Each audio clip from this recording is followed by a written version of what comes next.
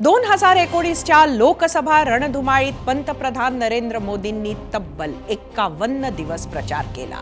देशभरात त्यांनी 142 प्रचार सभा घेतल्या तर 4 रोड शोज केले होते। सर्वाधिक 50 सभा या पश्चिम बंगाल आणि उत्तर प्रदेश राज्यात तेव्हा घेतल्या होत्या।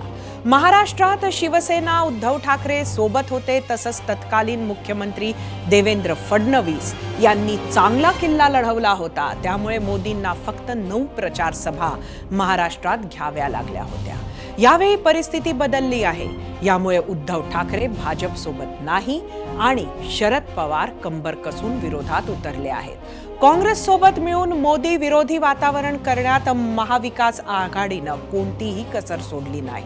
विरोधी पक्षांनी ही निवडणूक मोदी विरुद्ध सर्व अशी केली आहे।